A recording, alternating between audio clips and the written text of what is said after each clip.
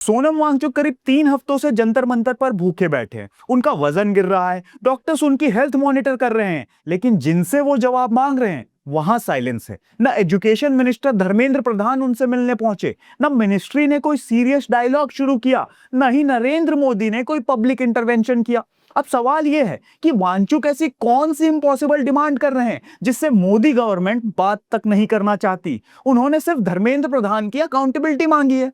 उनका आर्ग्यूमेंट सीधा है, लाखों स्टूडेंट्स का एग्जाम कैंसिल हो सकता है, री एग्जाम कराया जा सकता है, पेरेंट्स दोबारा खर्च कर सकते हैं, ऑफिसर्स हटाए जा सकते हैं और कमिटीज बनाई जा सकती है, लेकिन पूरी मिनिस्ट्री के पॉलिटिकल हेड पर कोई कॉन्सिक्वेंस क्यों नहीं आता। स्टूडेंट अपना एग्जाम दोबारा दे सकता है, मिनिस्टर अपना परफॉर्मेंस दोबारा प्रूव नहीं कर सकता। यही है अनशन की असली कहानी। यह नरेंद्र मोदी की उस गवर्नेंस स्टाइल पर सवाल है जिसमें सक्सेस का क्रेडिट ऊपर जाता है और फेलियर की रिस्पॉन्सिबिलिटी नीचे वाले ऑफिसर्स, एजेंसी या वेंडर्स पर डाल दी जाती है। एग्जाम स्मूथली हो तो गवर्नमेंट का रिफॉर्म, एग्जाम फेल हो तो एजेंसी ऑटोनोमस, अचीवमेंट के समय डिपार्टमेंट मिनिस्टर का, फेलियर के समय किसी और का। और शायद यही सोनम वांगचुक का सबसे बड़ा अपराध है। उन्होंने पाकिस्तान का समर्थन नहीं किया, चाइना के लिए नारे नहीं लगाए, इंडियन आर्मी का विरोध नहीं किया। उन्होंने सिर्फ मोदी गवर्नमेंट से पूछा कि आपके मिनिस्टर की जिम्मेदारी आखिर होती किस चीज की है। तो हाँ, आज की पॉलिटिकल डिक्शनरी के हिसाब से सोनम वांगचुक एंटी नेशनल हैं, क्योंकि अब देश से प्यार साबित करने का सबसे आसान तरीका है कि गवर्नमेंट से सवाल मत पूछिए। इस वीडियो में 4 सवाल हैं, लेकिन धर्मेंद्र प्रधान की कुर्सी लाखों स्टूडेंट्स की परेशानी से ज्यादा प्रोटेक्टेड क्यों है?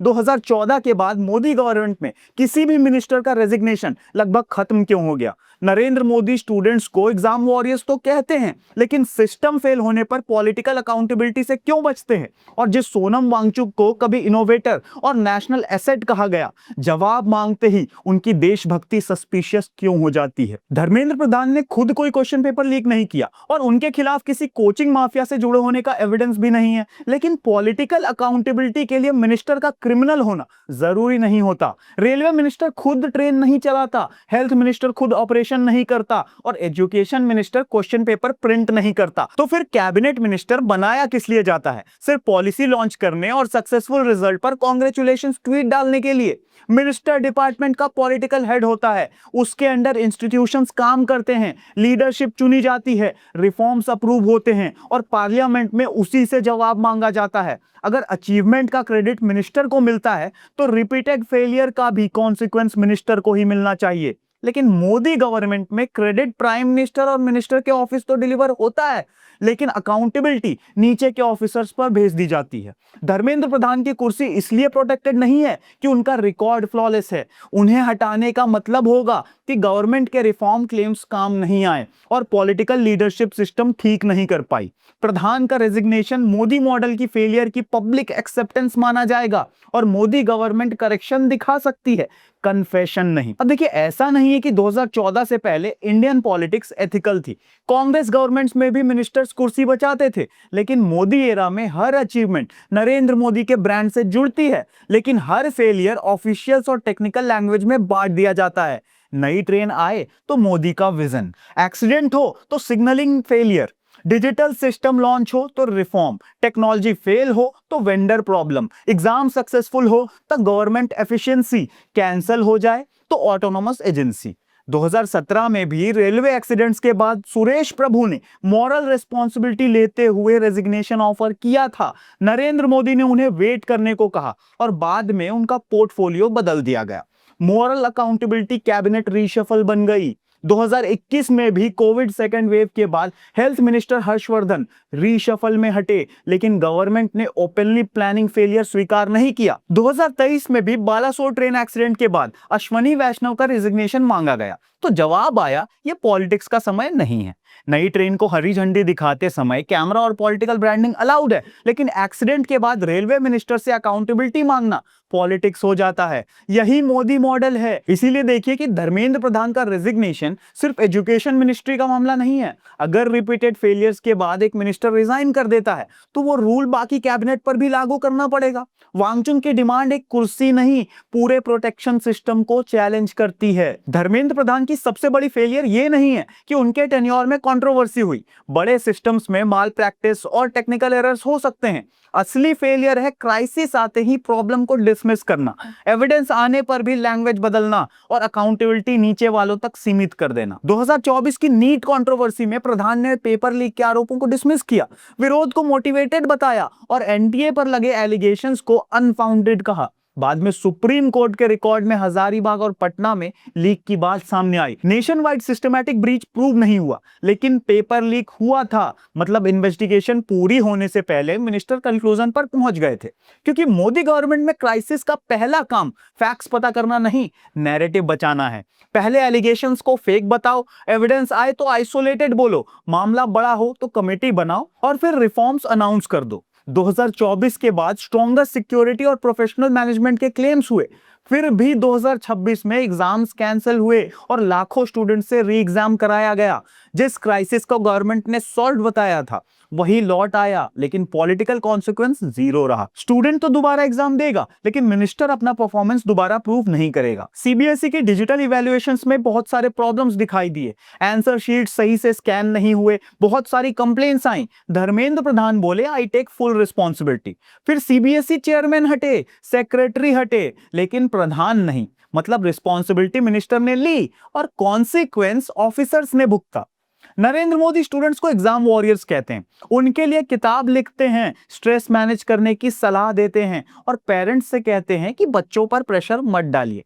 एडवाइस अच्छी है, लेकिन जब गवर्नमेंट की फेलियर लाखों एग्जाम वॉरियर्स को एक ही एग्जाम दोबारा देने पर मजबूर करती है, तब प्राइम मिनिस्टर की एम्पैथी कहां चली जाती है। स्टूडेंट से कहा जाता है कि पूरा साल डिसिप्लिन से पढ़ो, सोशल मीडिया कम करो और अपनी जिंदगी एग्जाम के हिसाब से ऑर्गेनाइज करो। लेकिन नरेंद्र मोदी गवर्नमेंट की मशीनरी एक क्वेश्चन पेपर की इंटेग्रिटी तक प्रोटेक्ट नहीं कर पाती। स्टूडेंट्स की एक गलती उनकी रैंक खराब कर देती है, लेकिन सिस्टम का नेशनल लेवल फेलियर सिर्फ एक नया डेट जनरेट करता है। एग्जाम फी रिफंड हो सकती है, लेकिन ट्रैवल, होटल, कोचिंग, पेरेंट्स की लीव और दोबारा प्रिपरेशन और मेंटल स्ट्रेस रिफंड नहीं होता। गवर्नमेंट के लिए री एग्जाम एडमिनिस्ट्रेटिव करेक्शन है, स्टूडेंट के लिए उसी प्रेशर को दोबारा जीने की सजा। मोदी जी एग्जाम वॉरियर्स को प्रेशर हैंडल करना सिखाते हैं, लेकिन अपनी एजुकेशन मिनिस्ट्री पर मिनिमम परफॉर्मेंस प्रेशर डालना भूल जाते हैं। तो अब सवाल यह है कि मिनिस्टर के पासिंग मार्क्स कौन तय करता है, या Dharmendra Pradhan open book exam दे रहे हैं जिसमें आंसर हमेशा यही है कि कमेटी बना दी गई है। गवर्नमेंट को वांगचुक की डिमांड मानना जरूरी नहीं है, वो कह सकती है कि धर्मेंद्र प्रधान रिजाइन नहीं करेंगे, उनके आर्गुमेंट्स चैलेंज कर सकती है, स्टूडेंट्स के रिप्रेजेंटेटिव्स को बुला सकती है और नरेंद्र मोदी उनसे फास्ट खत्म करने की अपील कर सकते हैं। लेकिन साइलेंस चुना गया, क्योंकि मीटिंग से प्रोटेस्ट को लेजिटिमेटी मिलेगी। एजुकेशन मिनिस्टर वांगचुक से मिलेंगे तो पब्लिक उनकी डिमांड पर चर्चा करेगी, प्राइम मिनिस्टर इंटरवीन करेंगे तो इशू नेशनल अकाउंटेबिलिटी डिबेट बन जाएगा। इसलिए स्ट्रेटजी है कि पहले इग्नोर करो, फिर प्रोटेस्टर्स के पॉलिटिकल कनेक्शन खोजो और हेल्थ बिगड़े तो मेडिकल एडवाइस दो, लेकिन मूल सवाल का जवाब मत दो। हंगर स्ट्राइक को रोमांटिसाइज नहीं करना चाहिए, मैं भी नहीं कर रहा। किसी डेमोक्रेसी में सिटीजन को मिनिस्टर से डायलॉग के लिए अपनी हेल्थ रिस्क पर नहीं लगानी चाहिए। वांगचुक को भी अपनी जान को अंतिम हथियार नहीं बनाना चाहिए, लेकिन अगर एक रिस्पेक्टेड एजुकेटर को सुनने के लिए हफ्तों भूखे रहना पड़े और फिर भी पॉलिटिकल लीडरशिप सामने ना आए, तो प्रॉब्लम सिर्फ प्रोटेस्ट की स्ट्रेटेजी में नहीं, सत्ता की मोटी चमड़ी में है। सोनम वांगचुक ने लद्दाख की फ्रीजिंग कोल्ड में इंडियन आर्मी के सोल्जर्स के लिए सोलर हीटेड टेंट बनाया, बहुत सस्पिशियस है। उन्होंने रिमोट लद्दाख में एजुकेशन रिफॉर्म किया और ऐसे स्टूडेंट्स के लिए ऑल्टरनेटिव मॉडल बनाया जिन्हें ट्रेडिशनल सिस्टम फेलियर मान चुका था। क्लियरली सिस्टम विरोधी है ना। उन्हें रैमन मैग्सेसे अवार्ड मिला, इंटरनेशनल अवार्ड, फॉरेन कनेक्शन। जब चाइना के साथ टेंशन बढ़ी थी तो चाइनीज प्रोडक्ट बॉयकॉट करने की अपील की थी उन्होंने, बहुत डेंजरस नेशनलिज्म है ना। और अब उन्होंने धर्मेंद्र प्रधान का रेजिग्नेशन मांग लिया, यही सबसे बड़ा क्राइम है। जब तक सोनम वांगचुक आर्मी के लिए इनोवेशंस और एजुकेशन रिफॉर्म कर रहे थे, वो नेशनल एसेट थे। जिस दिन उन्होंने मोदी गवर्नमेंट से अकाउंटेबिलिटी मांगी, उनके मोटिव सस्पिशियस हो गए। वांगचुक हमेशा सही हो, ये जरूरी नहीं, लेकिन गवर्नमेंट से सवाल पूछना एंटी नेशनल एक्टिविटी नहीं है।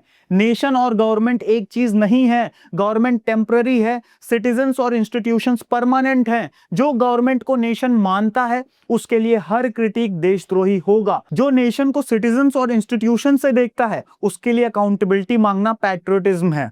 अब धर्मेंद्र प्रधान की कुर्सी सिर्फ उनकी पर्सनल बैटल नहीं है, उन्हें रिटेन करना या हटाना नरेंद्र मोदी का पॉलिटिकल डिसीजन है। अगर प्रधान हटते हैं तो मैसेज जाएगा कि रिपीटेड इंस्टीट्यूशनल फेलियर का कॉन्सिक्वेंस होता है, और मिनिस्टर क्रिमिनल ना भी हो फिर भी पॉलिटिकल हेड होने के कारण रिस्पॉन्सिबिलिटी ले सकता है।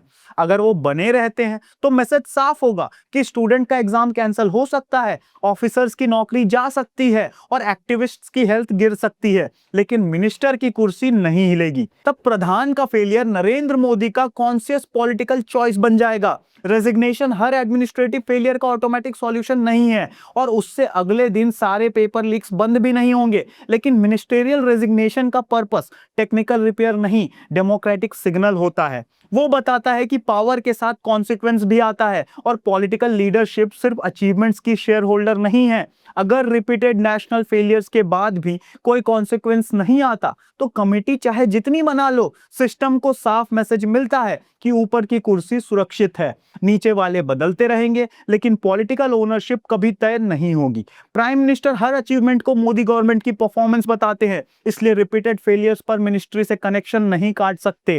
कैबिनेट मिनिस्टर को फेलियर के बाद भी प्रोटेक्शन मिलती है तो उस प्रोटेक्शन का पॉलिटिकल ओनर भी साफ है। वांगचुक का अनशन धर्मेंद्र प्रधान से ज्यादा नरेंद्र मोदी को एक्सपोज करता है, क्योंकि प्रधान अपनी कुर्सी पर बैठे हैं लेकिन उन्हें बनाए रखने वाला फैसला मोदी का है। आपको क्या लगता है, धर्मेंद्र प्रधान को रिजाइन करना चाहिए या आई टेक रिस्पॉन्सिबिलिटी बोल देना ही काफी होता है? कमेंट में अपनी राय जरूर लिखिए, और वीडियो उन स्टूडेंट्स और पेरेंट्स के साथ शेयर कीजिए जिन्होंने सिस्टम की फेलियर की कीमत अपने टाइम, मनी और मेंटल हेल्थ से चुकाई है।